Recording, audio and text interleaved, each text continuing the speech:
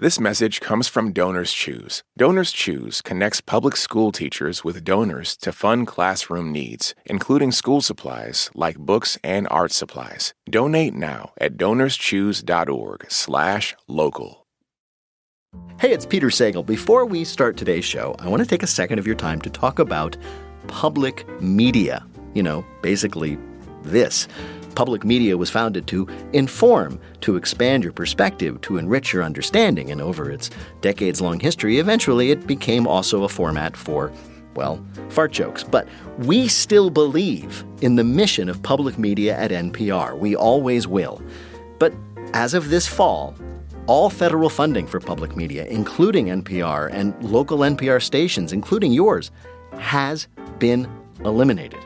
So we need your support to keep bringing you Wait, and the segments you love like Bluff the Listener and Who's Bill This Time, our weekly panel of comedians, and of course our special guests, all of whom we try to get to say things they aren't able to say anyplace else. So help us bring you more surprising moments and comedy and laughter and perspectives and, yes, fart jokes in 2026, because you can't have enough of any of those in your life. Thank you if you already go the extra mile as an NPR Plus supporter. If not, you can join the Plus community. Get a bunch of perks like bonus episodes and more from across NPR podcasts. And support public media by signing up for NPR Plus today. Just go to plus.npr.org.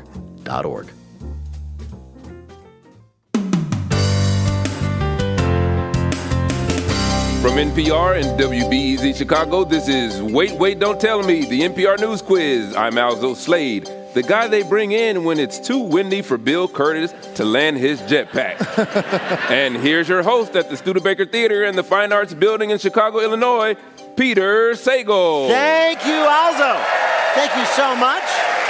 Thank you, everybody. Yeah, later on, we do have a great show. I'm just as excited. Later on, we're going to be talking to the singer-songwriter Lucy Dacus, who was also part of the Grammy-winning supergroup Boy Genius. Arguably. Yes. Get excited. Boy Genius is arguably the most successful musical act ever named after young Sheldon. First, we want to test your IQ. Give us a call. The number is 1-888-WAIT-WAIT. That's 1-888-924-8924. Let's welcome our first listener contestant this week. Hi, you're on Wait, Don't Tell Me. Hi, this is Blythe calling from Long Island, New York. Long Island. What do you do there in Long Island? I'm an assistant district attorney specializing in financial crimes, but right now I'm on maternity leave with my first baby. Oh, my gosh. I'm thinking about this. I wonder if your skills as a district attorney, a prosecutor, will be of any use as a mother. Maybe once he can start negotiating back. Exactly. Right now, I'm just in a hostage situation.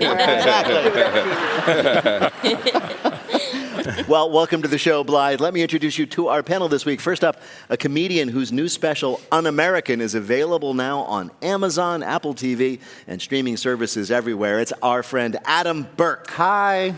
Adam. Hello. Next, the host of the trivia show, Go Fact Yourself, on select NPR stations. She'll also be at Emerald City, Seattle on December 19th. It's Helen Hong. Hello, hi. Hi, everybody. And a humorous woodworker whose new podcast, The Bodett Problem, debuts soon. Listen to the pilot episode at hatchspace.org. It's Tom Bodett. Hello, Blythe. Nice to talk to you. So, Blythe, welcome to the show. You're going to play Who's Alzo this time. Alzo Slade is going to read you 3 quotations from this week's news. If you can correctly identify or explain just 2 of them, you will win our prize. Any voice from our show you might choose for your voicemail. Are you ready to play? Yes, sir. All right, here's your first quote. From 2 DVDs a week to owning Hollywood. Very impressive. That was a New York Times commenter on news that Who has struck a deal to buy Warner Brothers Studios for just $83 billion. Netflix. Netflix, yes, very good. Netflix announced they'd be buying Warner Brothers, which includes, of course, HBO and, CNN, DC, all the other letters of the alphabet not currently owned by Disney. Netflix assured consumers who were worried about a Hollywood monopoly that even if they do end up owning every single streaming service, you will still be able to pay a separate subscription fee for each of them. I know this is supposed to be horrible, and it's a monopoly, and it's going to drive up prices and kill creatives, but think about the mashup possibilities. Please. Like K-pop Demon Hunter sing-along featuring Frodo and Gandalf. You shall not pass, 'cause we're going up, up, up. It's our moment. I was just going to wait for you to do it. I was going to sit here in silence until you gave us a sample. I was hoping for you to jump in here, but you left me hanging. Your comment that we're still going to have to pay separate subscriptions. Yes. That was the only hope I had, was that like half of those tiles on my screen would disappear. And there would just be like, the end would just get bigger. And bigger and bigger and bigger and bigger. And all of your waking hours will now be taken with scrolling through choices. You know what I think would be cool? I think if Netflix bought them all up, shut them all down, and just went back to mailing us DVDs. That's sounding better all the time. But Netflix are $18 billion in debt, and they're spending $83 billion. Who do they think they are? Me? Now, people are worried, this is true, that if Netflix, which streams, of course, video, buys one of the last movie studios, Warner Brothers, that will be the end of movies in theaters. What about a shared communal experience, shouts the one guy you know who's always going to the movies alone. Yeah, but also, I mean, how are they going to recreate that feeling of being in the cinemas, you know, sitting there through 45 minutes of ads? Yeah. You know what, I got to say, this is true. I went and saw a movie the other day, and I'll just say I didn't enjoy it very much in a theater, and it wasn't so much I wanted to leave, but that I wanted to be able to point something at the screen and find out how much more of it I had to endure. Yeah, you know what? That happened to me in a movie recently, too. I was like, how long is... Yeah, exactly. You want to just move the mouse around. Exactly. Yeah. All right, Blythe, here is your next quote. It's driving like a New York City taxi driver. That was one of many people who've noticed that what kind of cars have started getting a lot more aggressive on the road. Is it self-driving cars? Yes, it is self-driving cars, specifically Waymos. Waymo's driverless taxis are already operating in some cities, and customers had complained about trips being slow because the cars were too polite, right? They stopped behind double-parked delivery trucks instead of driving around them in the other lane. They slowed down to check on the people they hit. So, and this is true, the car's programming has been tweaked to make it a little bit more human. Nobody coming in the opposite lane? Well, drive around the truck. No other cars around? Well, just roll through the stop sign. School zone? If you say so. So some people say, well, now it drives like aggressively, like a New York City cabbie. As a matter of fact, many Waymo passengers have noticed the sudden appearance of like pine tree air fresheners on the rearview mirror.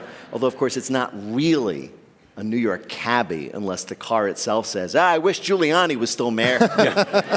Who was complaining that they were too polite? Passengers. Yeah, I went through, it was actually more hilarious than unnerving was, I owned a Tesla and it had the beta self-driving thing. Okay. And the week that they downloaded that to all of us and our cars would actually self-drive, it was in Vermont. I took my two boys out with us, we're going to let this drive us to town, right? And it was like 10 miles. It took forever. Oh, really? Yeah, because it's Vermont. I mean, I don't think it really knew where it was. Like it'd get to a stop sign and be like, whoa, what is that? And it would inch up. And we were in tears by the time we got halfway to town. It drives like Nana. Yeah. You know? Did it realize it was in Vermont and just started becoming more folksy? Like, it just stopped to appreciate the sunset? Well, it'd be going down the road and then, you know, look, another car is coming, which is more rare there than other places. And it would just like, whoa. Your Tesla somehow tipped its cap to the other person. I'm like, ma'am? Yeah, you gotta have the wave. I can attest to the fact that Waymos are more like taxi drivers because when I tried to hail one, they just went right past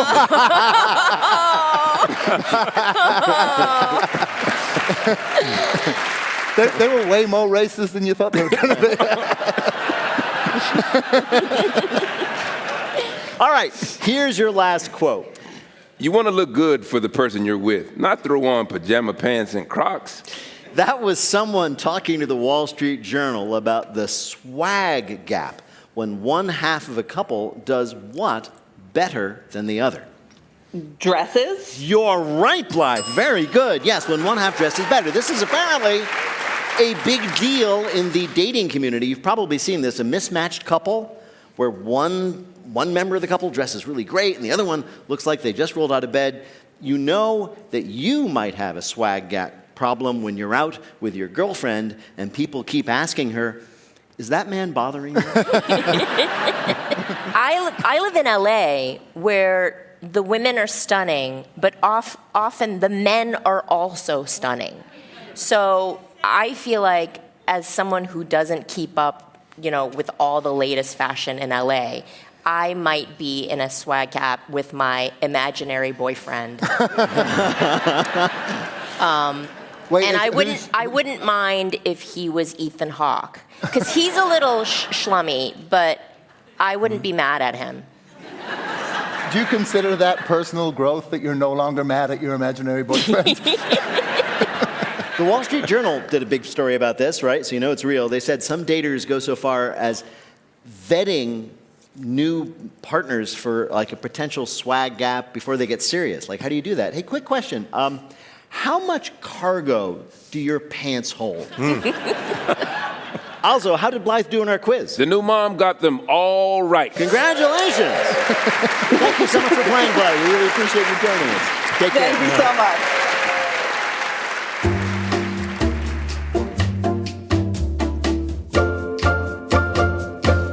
Right now, panel, it is time for you to answer some questions about this week's news. Adam, there are 15% more women than men in the country of Latvia. So to help the women out, a new business there is booming. What is that business? Robot men. Not quite robot men, no. Can I get a clue? You can get a clue. It's like I promise to love and to cherish for $20 an hour with a minimum of 3 hours. Oh, is it Rent-A-Husband? It is exactly Rent-A-Husband. Oh, wow. Yes. Wow. Latvia obviously has a man shortage, so there's been an explosion of, quote, husbands for an hour businesses. These Rent-A-Husbands, calm down. Rent-A-Husbands are advertised that they can repair cabinets, tile bathrooms, mount televisions, basically anything a TaskRabbit or a lesbian friend could do. Wait, how many married women in Latvia are like, damn, you mean I could have just done this hourly? I know, yeah. Well, I wonder if there's anything like Rent-A-Center here where if you miss a payment, they come snatch them up. They repoed Alan. I don't have the faintest clue. Don't know what I'm about to do. Yeah, so put your hand in mine and cross that line. I'm a man on a mission. Yeah, here I come. Coming up, get ready to binge our Bluff the Listener game. Call 1-888-WAIT-WAIT to play. We'll be back in a minute with more of Wait, Wait, Don't Tell Me from NPR. Support for this podcast and the following message come from Dignity Memorial. When you think about the people you love, it's not the big things you miss the most, it's the details. What memories will your loved ones cherish when you're gone? At Dignity Memorial, the details aren't just little things, they're everything. They help families create meaningful celebrations of life with professionalism and compassion. To find a provider near you, visit dignitymemorial.com. This message comes from BritBox. It's the coziest time of the year on BritBox. That means curling up with a gripping murder mystery, basking in the ambiance of a sumptuous period drama, or unboxing the unexpected with a hidden gem. Cuddle up with the best of British TV, including BritBox original series based on best-selling novels like Linley and a new season of Karen Peary. However you cozy, it's all a bit warmer with BritBox. See holidays differently when you stream the best of British TV with BritBox. This message comes from Whole Foods Market. Make every holiday party shine with Whole Foods Market. Hosting, Stock up on their Wallet Happy 365 brand with appetizers like walnut honey shrimp and breaded calamari. Plus, save now on crowd-pleasing bone-in spiral-cut ham with no antibiotics ever. For dessert, check out limited-time treats like their holiday rum cake. With so many ways to save on festive spreads all month long, shop Whole Foods Market today. Terms apply. From NPR and WBEZ Chicago, this is Wait, Wait, Don't Tell Me, the NPR News Quiz. I'm Alzo Slade. We're playing this week with Helen Hong, Tom Bodett, and Adam Burke. And here again is your host at the Studebaker Theater in Chicago, Illinois, Peter Sagal. Thank you, Alzo. Right now, it is time for the Wait, Wait, Don't Tell Me Bluff the Listener game. Call 1-888-WAIT-WAIT to play our game in the air. Hi, you are on Wait, Wait, Don't Tell Me. Hi, this is Renee calling from Missoula, Montana. Missoula, one of my favorite places up there in northwestern Montana. What do you do there? I am a canine field specialist for the nonprofit Working Dogs for Conservation. How incredibly cool. Wow.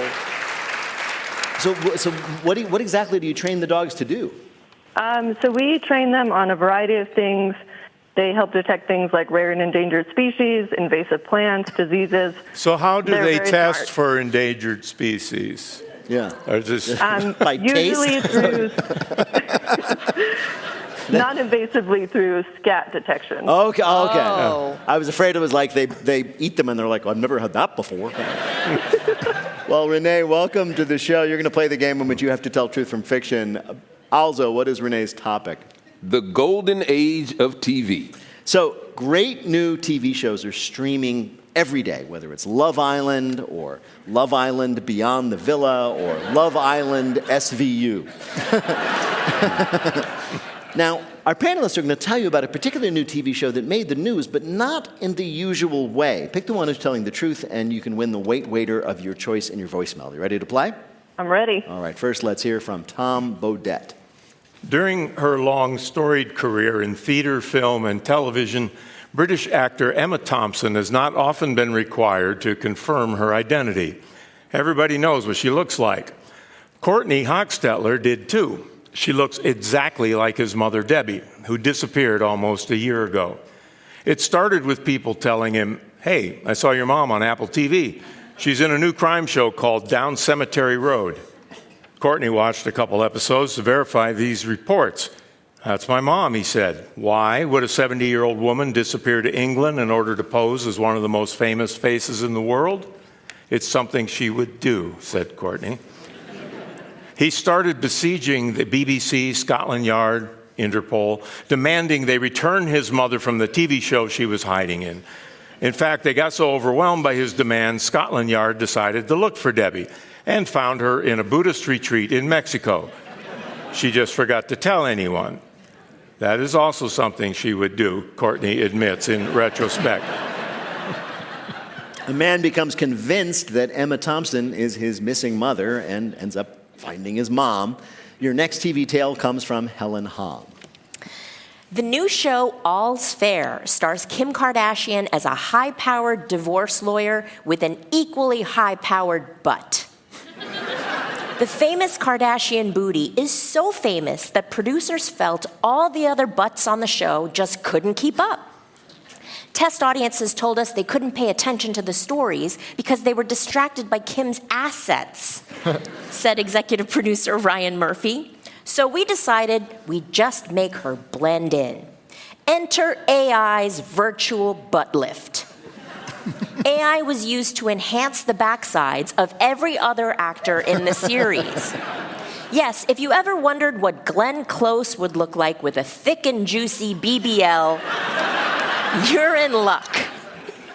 I've never been described as curvaceous, but seeing myself with a righteous rump is pretty cool, said the actor. Even the men were given the booty-boosting treatment. Spoiler alert, Ed O'Neill plays a corpse in one episode, but a corpse with a rockin' rear end. And buckle up, Conan O'Brien has signed on to join season 2.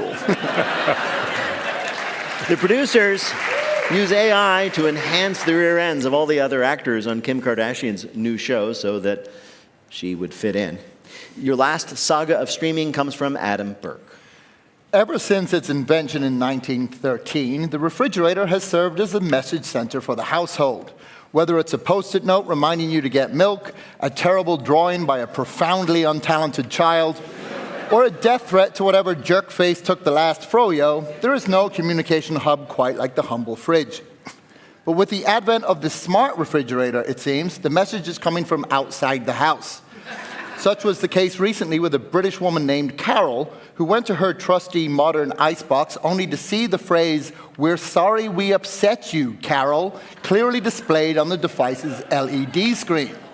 While some may have taken this digital mea culpa as a reference to the fact that crisper drawers don't actually keep anything crisp, because after all, it's just a drawer at the bottom of the fridge. I mean, how does that work?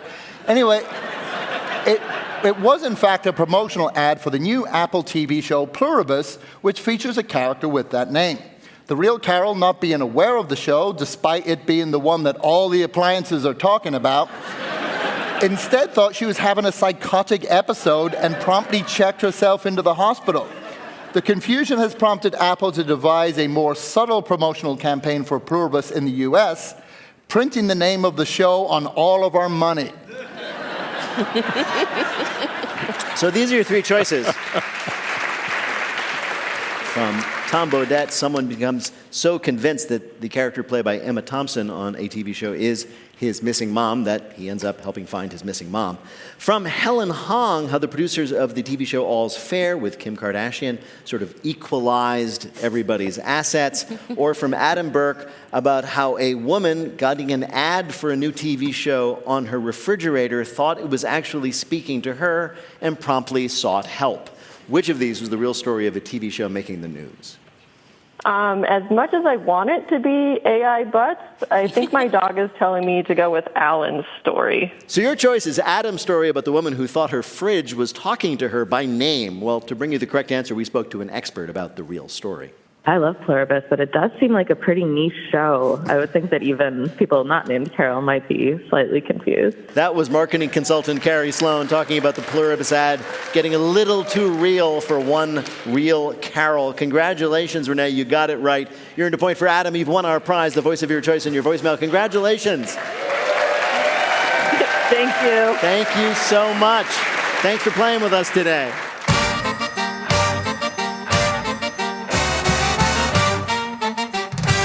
And now the game we call Not My Job. Singer-songwriter Lucy Dacus recorded her first record as a favor to a friend. He needed to produce something for his school project. That became her hit debut, No Burden, which she followed by an even bigger hit, Historian. And then she formed the supergroup Boy Genius with Phoebe Bridgers and Julian Baker. And their debut earned 3 Grammys. We are delighted she joins us now. Lucy Dacus, welcome to Wait, Wait, Don't Tell Me. Thank you. Great to talk to you. I have to ask, is that true that your first record was recorded as a favor to a friend? Yeah, he had a school project to do, and my friend was working at Reba McEntire's studio. Yeah. And he was like, no one's scheduled on this Saturday, should we sneak in? And so the whole record, we recorded it in one day, illegally. Well, I don't know if it's illegal, but without approval. Right. Well, first of all, I'm assuming he was like studying something like producing or audio engineering in school, right? Yeah, he was interning. Right. And I guess the first question is, did he get a good grade? I never asked him that. Really? I gotta assume that he at least passed. I don't know if it was a pass-fail situation. Yeah. He didn't fail and have to have you record another record, did he? Yeah, and that's what Historian is. Yeah, exactly. Yeah. Exactly. That was the second project. Yeah. That's an amazing story. You started playing guitar, I'm told, at 12 years old? I would say the correct answer is yes. The correct answer is yes.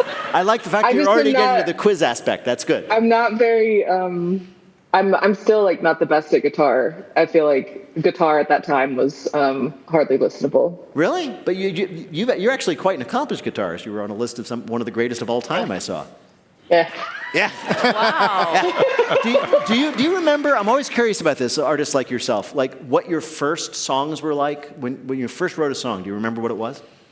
I had a song called Stupid Cupid, which was like why won't Cupid come to me? I was probably like 7 years old. What? Yeah, I don't know. At the end of the song, I was ready for love. Yeah, I know. You were already like pining for a partner at 7? Yes. Stupid I mean, Cupid. I also had a song that was about people who are upset when someone cheats on them, but it is probably their fault because why would they cheat on you if you weren't hard to be with? Wait. Again, I was probably like 8 years old. Oh my goodness. Wow, you were 8 years old. And what was happening at your elementary school? I'm glad I don't remember. Yeah. I'm wondering, who are your big influences when you were a kid? Who were you trying to emulate when you were writing incredibly emotionally complex songs at the age of 8? Fergie, actually. Okay, yeah, that one was good. Yeah. Okay. At 8, Fergie and Adele probably at that time. Yeah, I understand. You also, in your early days before you recorded that school project and began to become very popular, you worked at I didn't even know that these still existed within a young person's lifetime, but a photo processing shop in Richmond, where you grew up? Mm-hmm. Wow. Richmond Camera. Richmond Thank Camera. you. Did that experience inspire any of your writing? Well, it was so mindless, and it was 8 hours a day, and so I would sit and do my like da-da-da, da-da-da, da-da-da, and then I had a pad of paper, and I would write songs, and I'd get home, and I'd get on the guitar, and I'd write like a song a day at that time, which is not like what I do anymore. Wow. Have you considered, I mean, you seem to be nostalgic for when you were that productive. Have you considered taking on like a mindless day job again just to reignite the creative spirit? Yeah, I think you're being funny, but I'm not. I definitely thought about that. Yeah. I'm ready. You're ready. Somebody hire this woman for drudge work so she can reach like the heights of productivity. the photo counter at Walgreens. I think that's exactly how you dress. Why not? In 2019, you released a song on certain holidays throughout the year and then put out a record of them all called Holidays, and I love this record. How did you decide which holidays to do? The real truth is that I had recorded a bunch of things for no reason because it's fun to do, and I was like, when are these going to see the world? And so I realized that some of them had like a holiday aspect, others I kind of could make it up. Like Dancing in the Dark, we just said that Bruce Springsteen's birthday is a holiday. Which I stand by. Right. And then like In the Air Tonight, like that was kind of eerie, so we did it for Halloween. I also wanted to ask, as you say, one of the holidays, Bruce Springsteen's birthday, and you do think that's a holiday? You were a big fan, right? It was in my house growing up. I mean, it was written out. We had like a big calendar in the kitchen where we put like, basketball practice, church, Bruce Springsteen's birthday every year. Can I ask? How did you celebrate it? Did you all put on tight white T-shirts, tight jeans, and work out issues with your fathers? Please tell me you called it. Please tell me you called it the Springsteenth. The Springsteenth? You're a genius. That's crazy. I have to call my dad. Yeah. I saw a picture of you with Springsteen. So you didn't meet him, right? Did you tell him? Did you tell him about the Springsteens? No. Oh. What? I already knew. Like I'm not that like phased when I meet people, but he like is so important to my dad and to me. And I like showed up at a friend's birthday party and like saw him, and I was like, I need to go. I'm about to make a fool of myself. And so I was crying at the bar to a friend. I was like, this is weird, and I should go. And so then I turned around, and he was right there. And he actually, like, knew me and knew my music already. So I was just like, I think you're the best.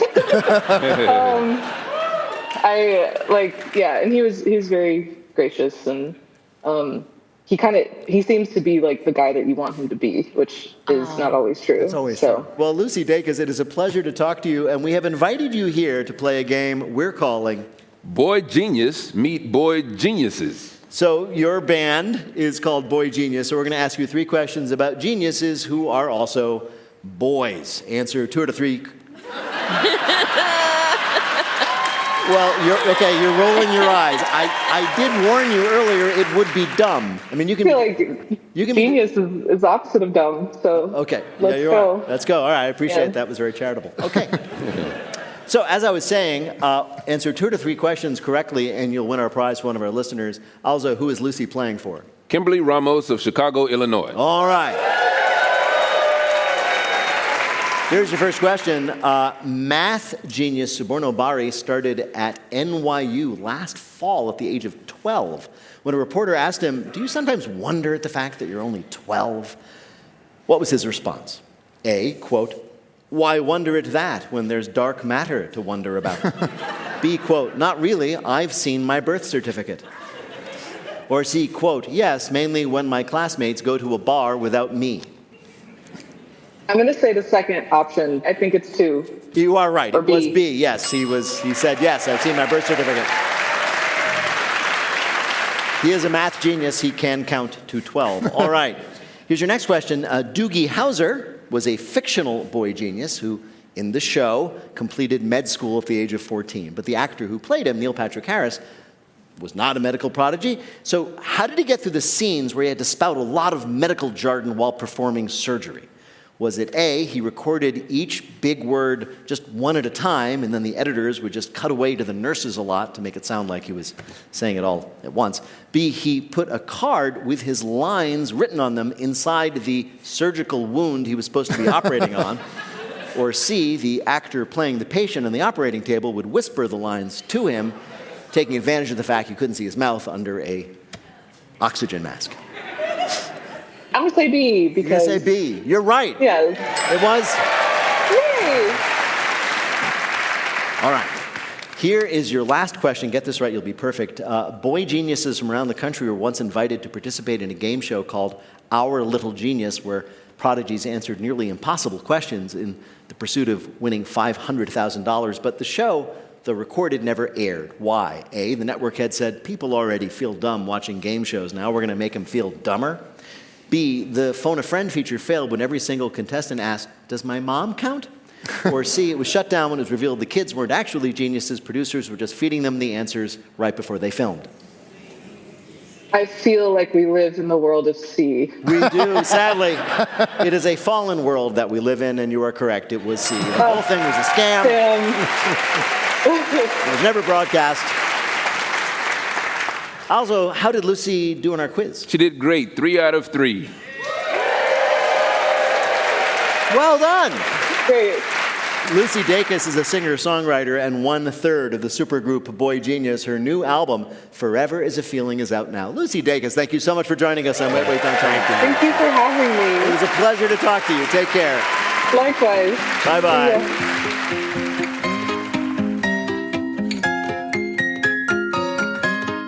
In just a minute, hear about a man with infallible style in our Listener Limerick Challenge. Call 1-888-WAIT-WAIT to join us on the air. We'll be back in a minute with more of Wait, Don't Tell Me from NPR.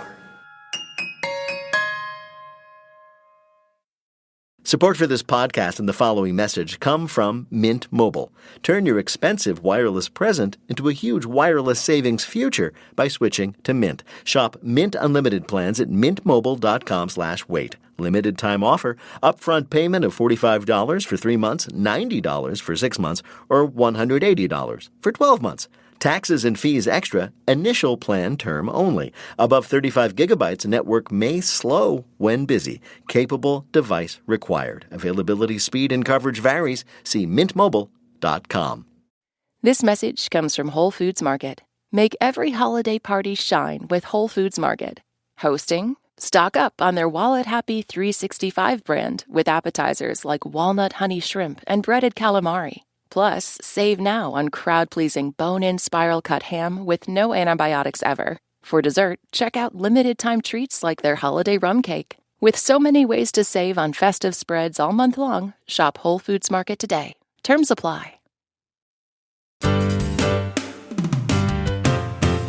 From NPR and WBEZ Chicago, this is Wait, Don't Tell Me, the NPR News Quiz. I'm Alzo Slade. We're playing this week with Tom Bodett, Adam Burke, and Helen Hong. And here again is your host at the Studebaker Theater in Chicago, Illinois, Peter Sagal. Thank you, Alzo. In just a minute. Thank you, everybody. In just a minute, 3 limericks enter, but only 1 leaves in our listener limerick death match. If you'd like to play, give us a call at 1-888-WAIT-WAIT. That's 1-888-924-8924. But right now, panel, some more questions for you from the week's news. Tom, this week, a couple who rented an Airbnb were shocked when they arrived at their rental and found a sign telling them to use the bed, quote, only for what? Well, There's only a couple main uses. Sleeping. Yes, only Okay. for sleeping. The couple checked in to this Airbnb in Istanbul, Turkey, and they were surprised when they found this note on the bed that it was to be used, quote, only for sleep, no other activities, unquote.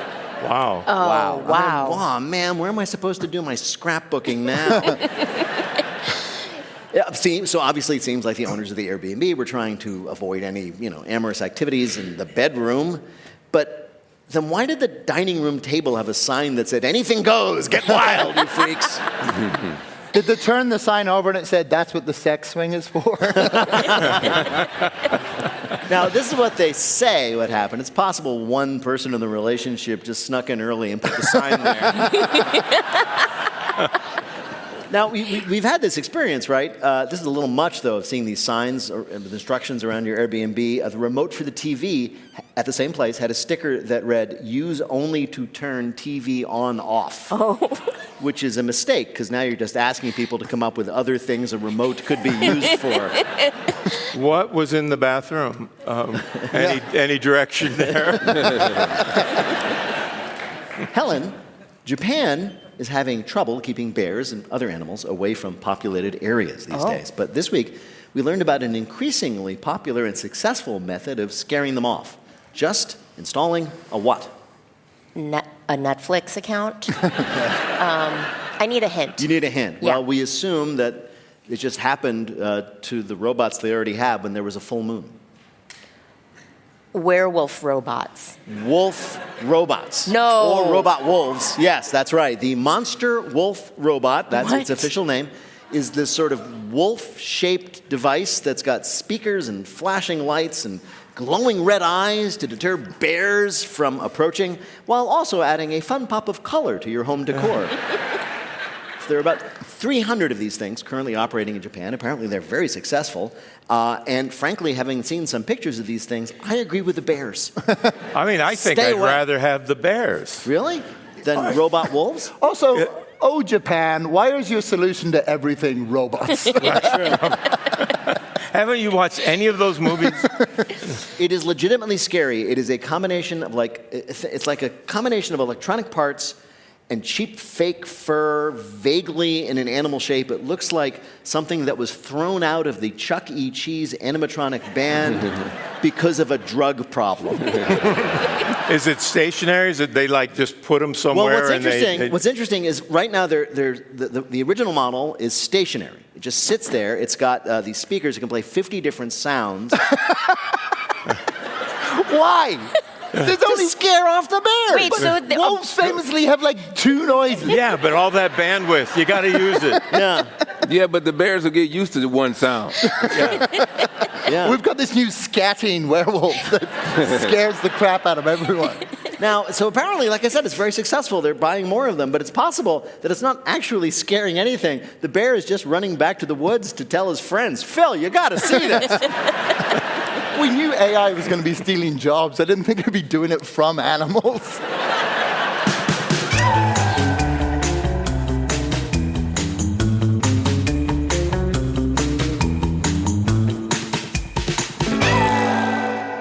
Coming up, it's Lightning Fill in the Blank, but first is the game where you have to listen for the rhyme. If you'd like to play on air, call or leave a message at 1-888-WAIT-WAIT. That's 1-888-924-8924. You can see us most weeks right here at the Studebaker Theater in downtown Chicago. You can catch us next on the road in Bloomington, Indiana on February 26th. For tickets and information about all our live shows, just go over to nprpresents.org. Hi, you're on Wait, Wait, Don't Tell Me. Hi, Peter. Hi, everybody. It's Meredith calling from beautiful Reno, Nevada. Ah, the biggest little city in the world, Reno. I like it there. What do you do there? You got it. I am a part-time substitute teacher, full-time homemaker. Oh, I see. That's great. Do you enjoy substitute teaching? I absolutely love it. It's joy. It brings me so much joy to see those kids' faces. It was a joy for me to see a substitute teacher when I was a kid.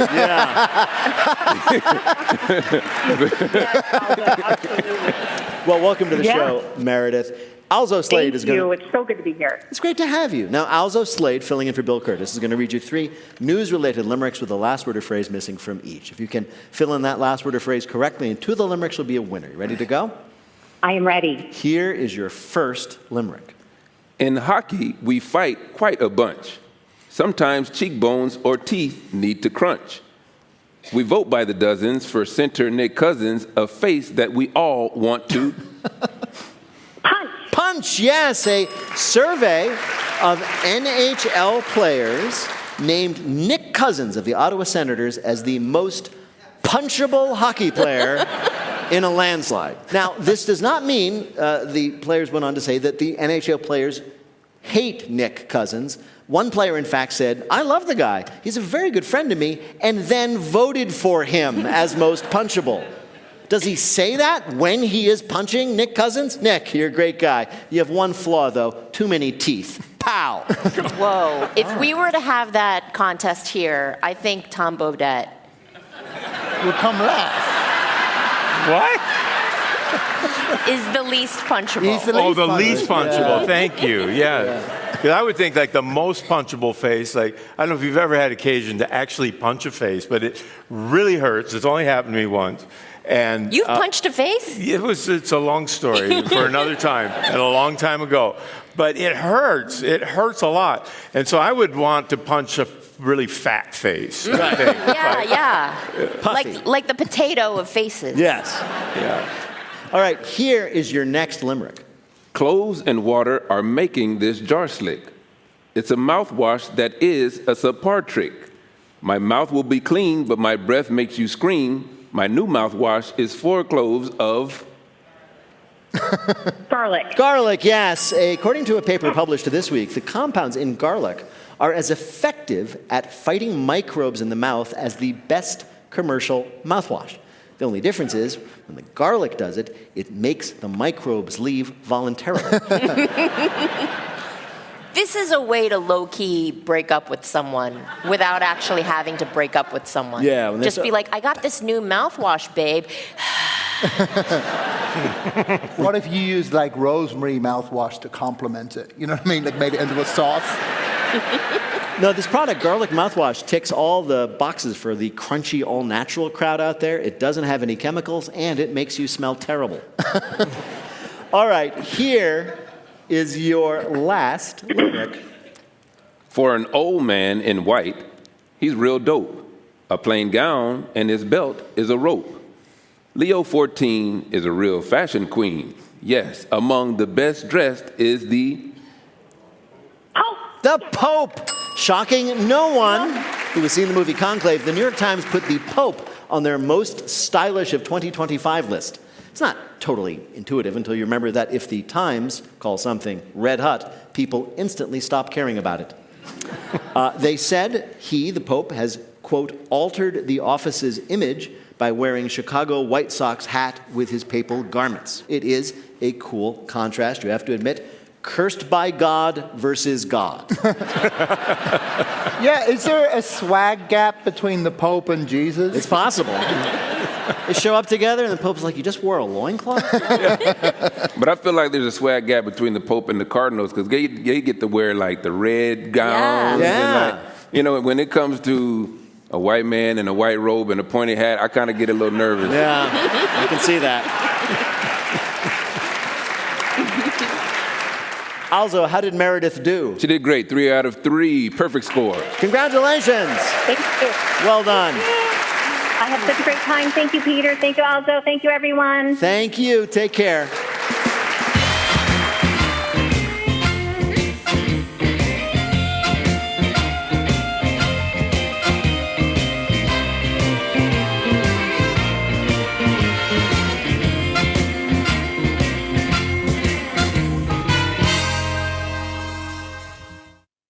This message comes from NPR sponsor, LinkedIn Sales Navigator. Finding the right leads can feel like an endless search for sellers. What if you could get to the right conversations faster? From finding new leads to strengthening existing relationships, LinkedIn Sales Navigator is your strategic AI-powered partner. It cuts through the noise with real-time data and insights, backed by LinkedIn's network of over 1 billion professionals. Try it free for 60 days at linkedin.com/wait. That's linkedin.com/wait. Terms and conditions apply. This message comes from Schwab. Everyone has moments when they could have done better. Same goes for where you invest. Level up and invest smarter with Schwab. Get market insights, education, and human help when you need it. This message comes from Mint Mobile. Starting at $15 a month, make the switch at mintmobile.com/switch. $45 upfront payment for 3 months. 5 gigabyte plan equivalent to $15 a month. Taxes and fees extra. First 3 months only. See terms. Now on to our final game, Lightning Fill in the Blank. Each of our players will have 60 seconds in which to answer as many fill in the blank questions as they can. Each correct answer now worth 2 points. Alzo, can you give us the scores? Absolutely. Helen and Tom are knotted up at 2 with Adam in the lead with 4. Okay. Whoa. That means that Helen and Tom are tied for second. So, Helen, I'm going to arbitrarily choose you to go first. Okie dokie. Here we go. The clock will start when I begin your first question. Fill in the blank. On Wednesday, the U.S. seized an oil tanker belonging to blank. Venezuela? Right. This week, the Supreme Court agreed to hear a case challenging blank citizenship. Birthright. Right. This week, President Zelensky reiterated that he would not accept a peace treaty that ceded Ukrainian land to blank. Russia. Right. Under a new government plan, foreign tourists could be required to disclose up to 5 years of their blank history to U.S. officials. Taxes? No, social media history. Oh. This week, officials in South Carolina said they stopped a drone from illegally delivering blank to a prison. Donuts. No. Close, though. Steak, crab legs, and Old Bay seasoning. I guess the dessert was on the next drone. On Wednesday, NASA confirmed that they'd lost contact with the Maven spacecraft orbiting blank. Mars? Right. On Sunday, Katy Perry and former Canadian Prime Minister blank went Instagram official. Wait, what's the question? Justin Trudeau. Right, exactly, yes. You were too busy being glad for them. That was so sweet.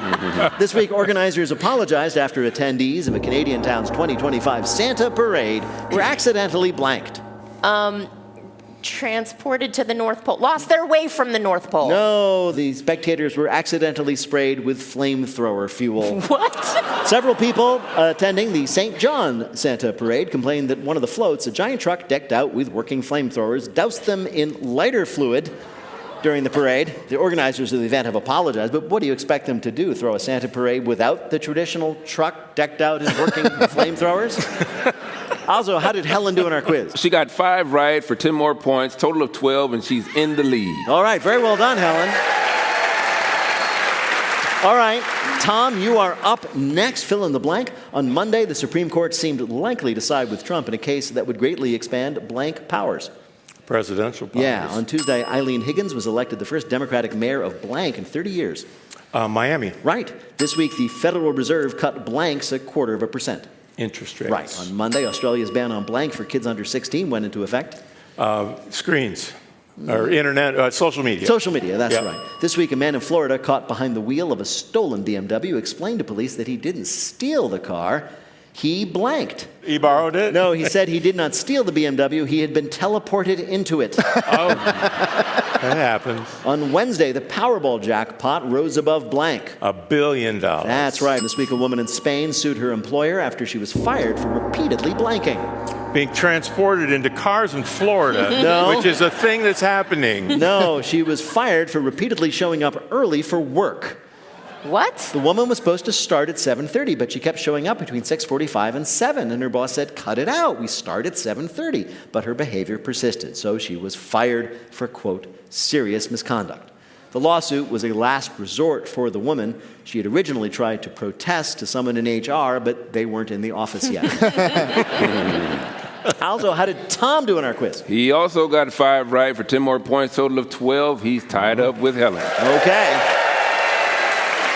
So how many then does Adam need to win? 4 to tie, 5 to win. Right, all right, here we go. Adam, this is for the game.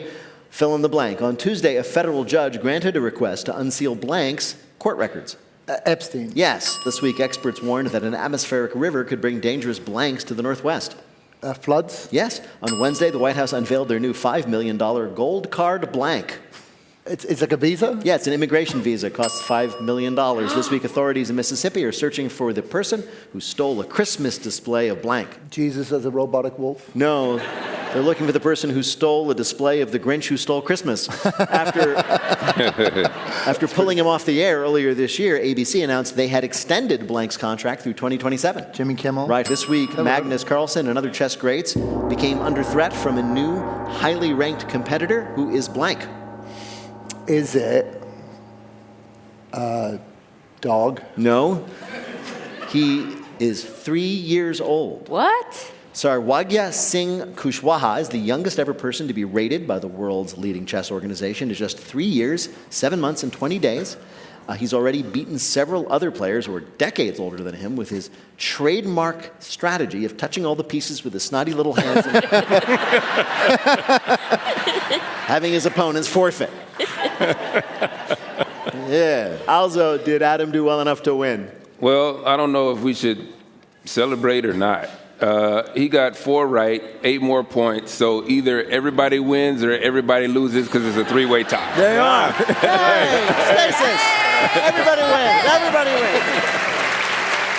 In just a minute, we're going to ask our panelists to predict that after Netflix and Paramount and Warner Brothers, what will be the next big merger in the news. But first, let me tell you, Wait, Don't Tell Me is a production of NPR and WBEZ Chicago in association with Urgent Haircut Productions, Doug Berman, Benevolent Overlord. Philip Goedeke writes our limericks. Our public address announcer is Paul Friedman. Our tour manager is Shayna Donald. Thanks to the staff and crew at the Studebaker Theater. B.J. Liederman composed our theme. Our program is produced by Jennifer Mills, Miles Dornbos, and Lillian King. Special thanks to Blythe Robertson and Monica Hickey. Peter Gwynn is our private address announcer. Emma Choi is our visual host. Technical direction is from Lorna White. Our CFO is Colin Miller. Our production manager is Robert Newhouse. Our senior producer is Ian Chillog, and the executive producer of Wait, Don't Tell Me is Mike Nathan Detroit Danforth.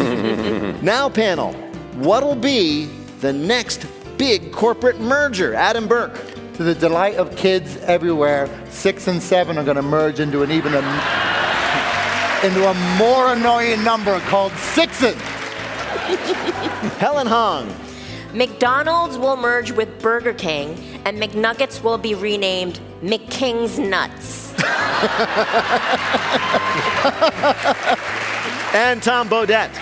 ExxonMobil, Texas, and the U.S. Navy will merge to make a hostile bid for Venezuela.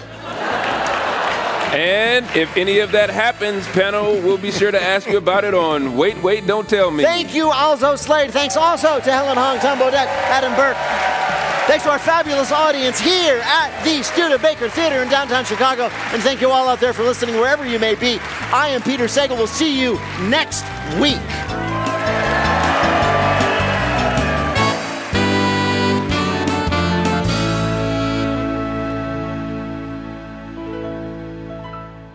This is NPR. This message comes from Vital Farms, who works with small American farms to bring you pasture-raised eggs. Farmer Tanner Pace describes what makes a pasture-raised egg unique.